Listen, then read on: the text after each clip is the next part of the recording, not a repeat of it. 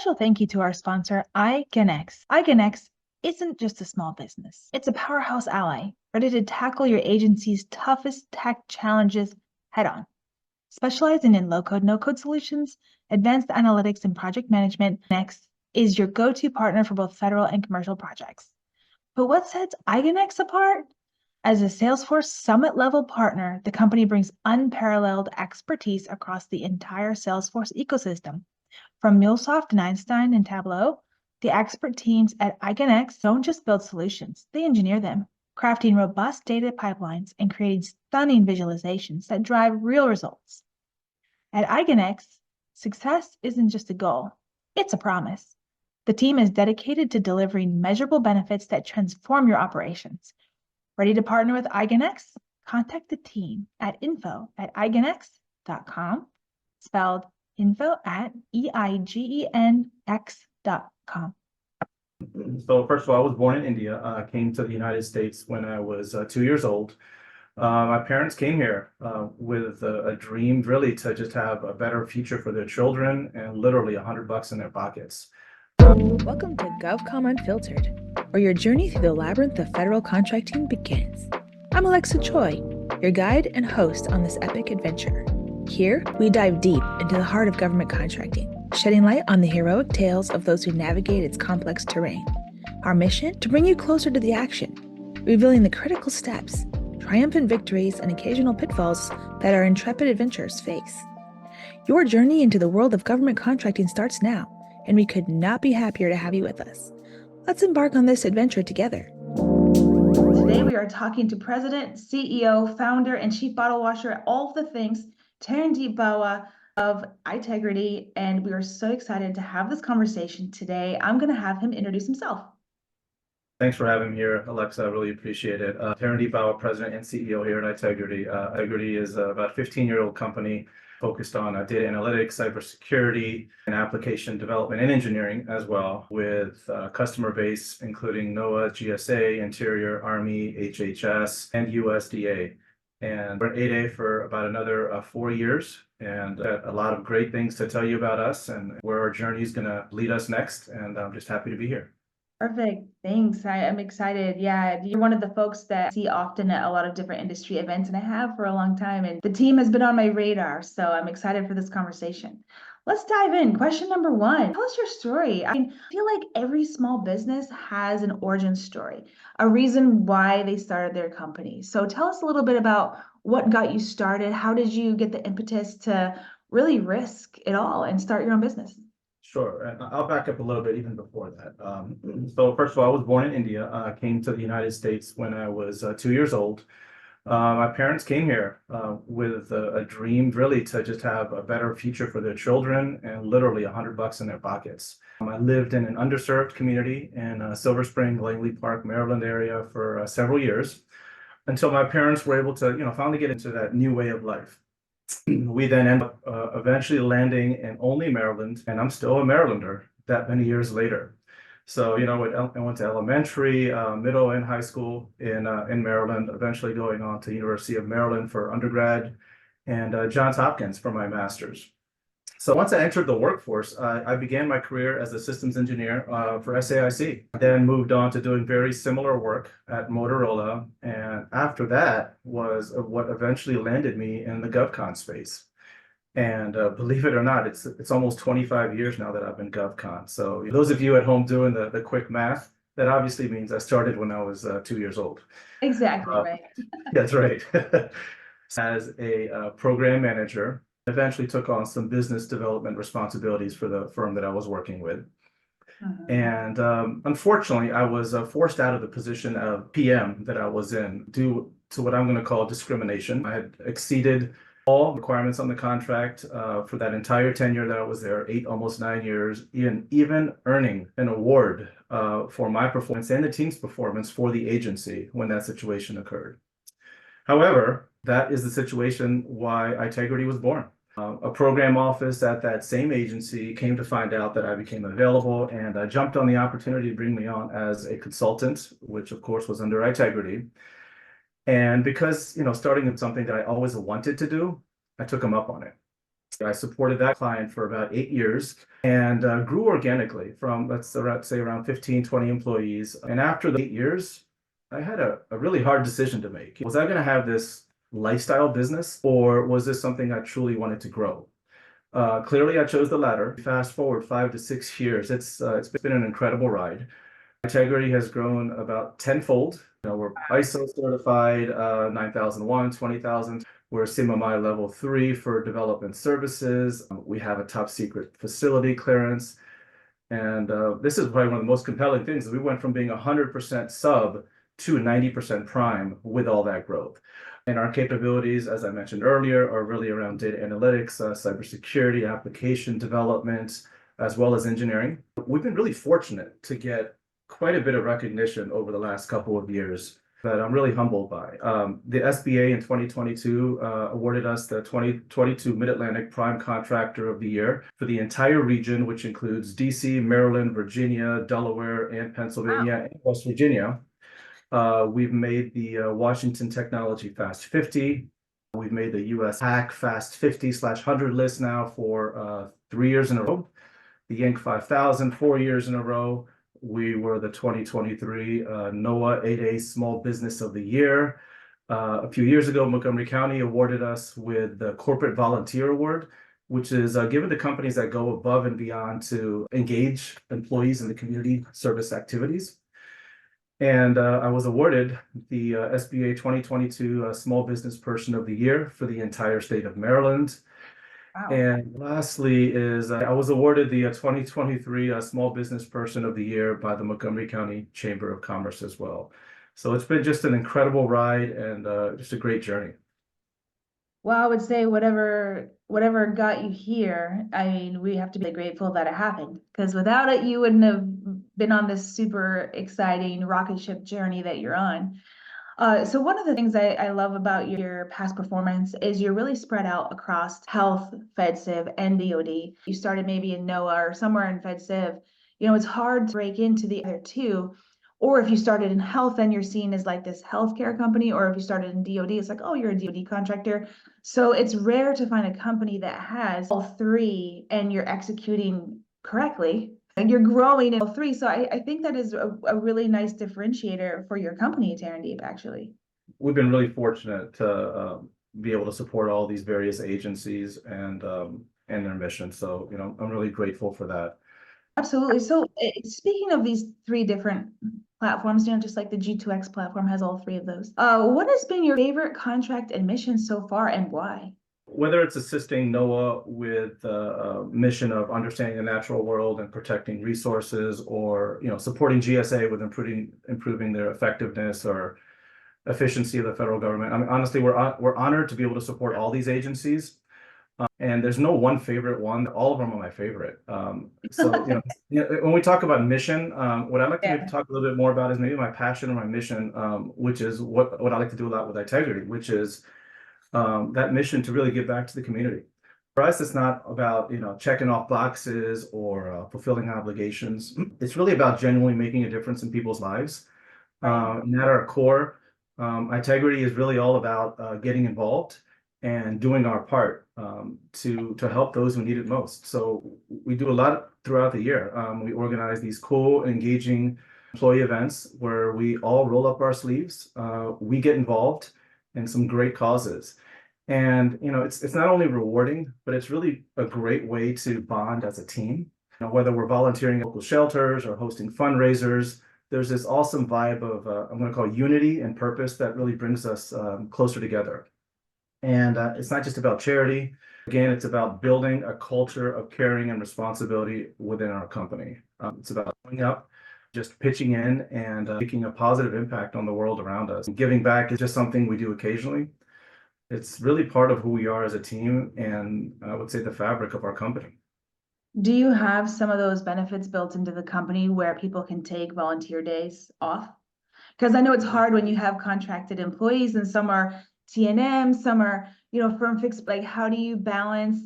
How do you have a policy that addresses all of your employees when you have different contracting mechanisms behind there? I know this is a question that a lot of CEOs have, so I'd be open to hearing your thoughts. It's a very good question, and funny enough, we were just talking about this last week with our leadership, and we're working through how to make that happen. I mean, throughout the year, depending on what's going on, we always have employee match for any sort of given cause throughout the year, and we up that, of course, towards November, December timeframe as well. Right. Do you usually do these giving back things in Maryland? Because I know, there's really Baltimore focused, doing a lot of that type of stuff. Do you usually focus your giving back stuff in Maryland? Because I'm starting to feel this like energy around Maryland, like, the new chapter, NCMA, Metro Maryland chapter. And I just feel like there's been so much focus in Virginia and all this stuff. But like recently, there's been so much energy around Maryland. I've always felt like an outsider up until recently. I'm one of the few people who crosses the bridge to always go to these events in Tyson's. Yeah. But yeah, things are coming back to Maryland. So yeah, all of ours are actually focused within the Maryland area. And many times we just host them at our office in Silver Spring as well. Wonderful. That's great. Yeah, I'm a big fan of Wes Moore. And I feel like, he's part of the impetus behind this Maryland energy. It's like hashtag Maryland time, which I love. And I'm also a girl, so that's saying something. Yes. So question number 3 is, there's a rumor on the street. People are always like, oh my gosh, Tarandeep, he's an exerciser. Even if we see him at American Prime in a back room, networking and doing his thing, he'll be up exercising the next day, early. So I read a lot about that because I'm also somebody that takes a lot of pride in working out and exercising. Do you feel like there's a correlation between being physically fit, success, and mental health as those are all combined? Word gets around in GovCon pretty quickly, doesn't it? Yeah, there's no secrets, we're small. Yeah, I'm actually very disciplined. It's like a way of life for me. It's not just about hitting the gym every day, although that's definitely part of it. For me, it's more about having that same level of commitment across the board in everything I do. So like take my workout routine, for instance, I'm pretty consistent with it, making sure I literally do it daily, 7 days a week. But that same discipline does spill over into other areas of my life as well. So from, tackling projects, keeping up with personal goals, I'm always about that follow up and follow through. So, and, it's not always a walk in the park, I can tell you that. There's days when I have these networking events and I come home that next morning, I want to hit the snooze button or slack off. But then, I remember why I do it. It's really what keeps me on track. It's pushing me to see things through no matter what. And, there's something pretty satisfying, believe it or not, about knowing that I've got that kind of self-motivation that's driving me forward day in and day out. I love it. So this isn't really a question on the list. Sorry, I told you I was going to do this, sneak a question in there. So when it comes to diet, is that something that you're also pretty committed to? And I know, being somebody that likes to eat a specific way, when it comes to industry events and conferences, and it gets really hard. Is diet a part of it for you too? Absolutely, it has to be. I think the diet and exercise go hand in hand. It's rare that you can ever find me eating any sort of dessert. Not that there's anything wrong with it.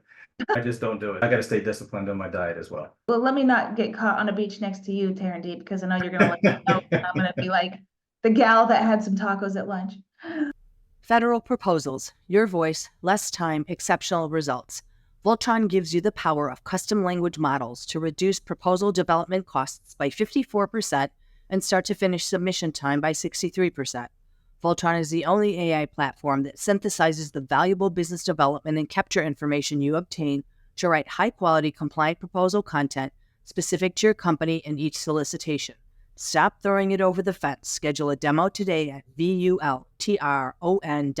All right, so next question is, who are some of the industry folks that you look up to and why? There are a few really big success stories and also other industry leaders who are very committed to giving back as well. So who are some of these folks that, you've been watching their journey and they've really given you this kind of like roadmap? Not to sound like a politician here, but instead of speaking directly about industry folks that I look up to, I'd rather answer that with really about the characteristics that I admire across several folks in industry.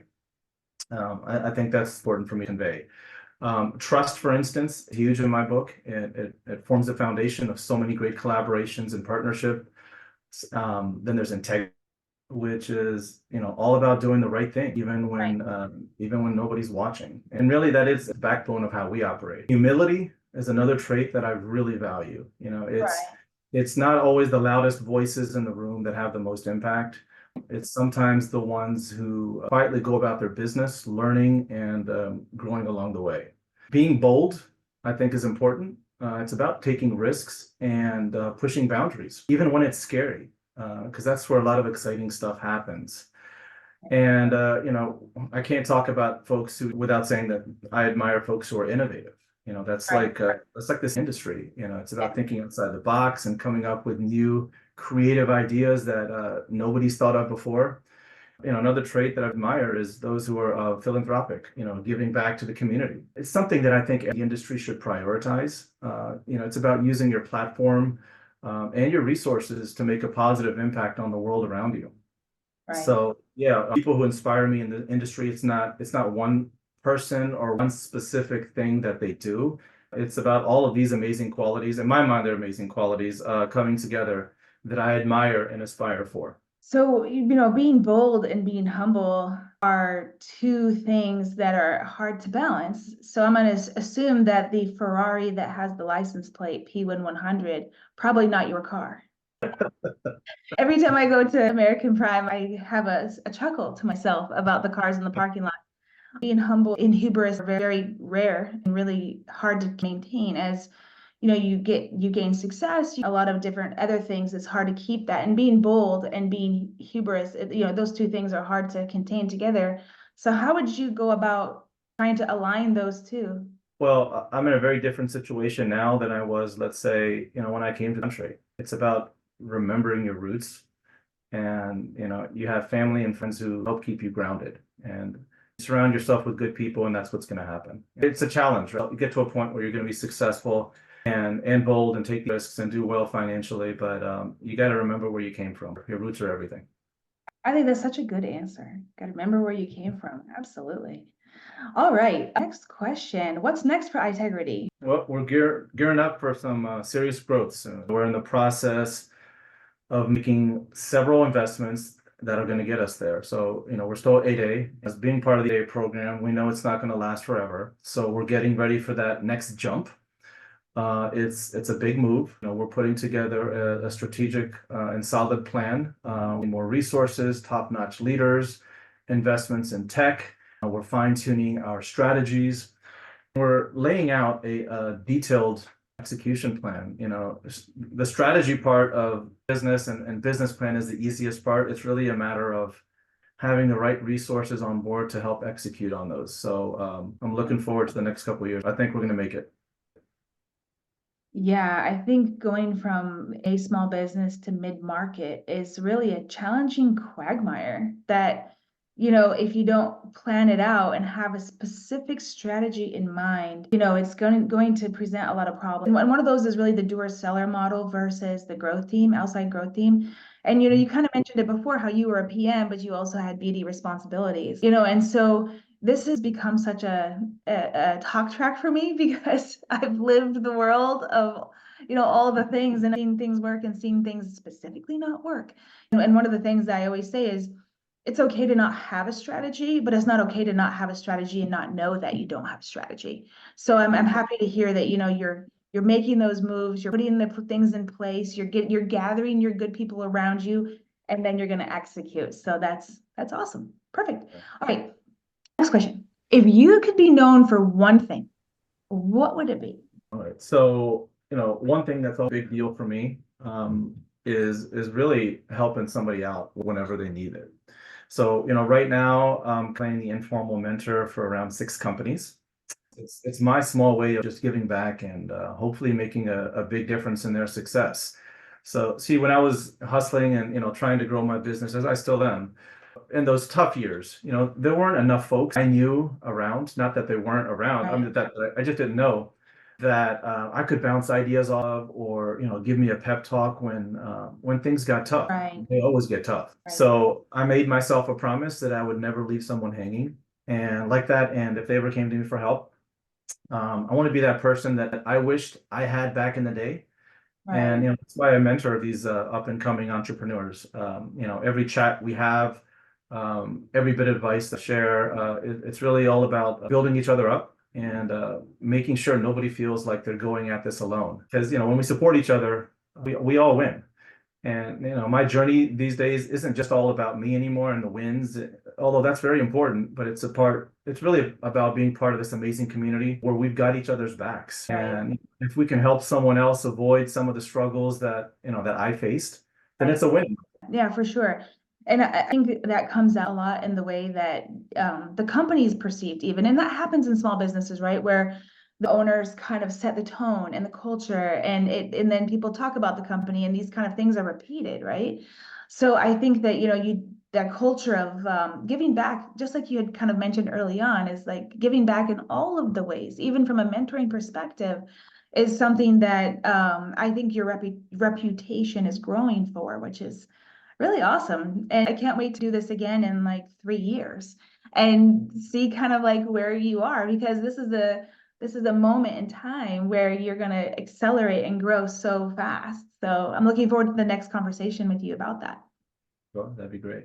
Awesome. All right. So these are the 2 questions I ask everybody on every GovCom Unfiltered. I always aspire to be like Tim Ferriss and have a tribe of mentors book one day of all the good advice that folks tell me. So the first one is, if somebody was watching you, and I'm sure that you have several, it sounds like you have several someone's watching you, and they wanted to get some advice from you on like what to do or how to do it. And I'm not saying like specifically tactically in the industry, but what would be 2 pieces of advice you'd give somebody that wanted to enter the industry? So I'm a speaker for, I guess, in partnership with SBA and the 8A Accelerator program, if you heard of that, as well as the Goldman Sachs 10K program. And I guess as it relates to GovCon, if you're entering the industry, I think it's really important to take your time and understand the industry and the business really before jumping into it. For example, I consistently hear from small businesses who tell me that they want their 8A. And I say, oh, that's great. Well, and as a follow-up, I say, all right, you got your 8A today. What are you going to do with it? Yeah. And many of them respond, and then they say, well, then I'll figure out, leverage it and make a plan.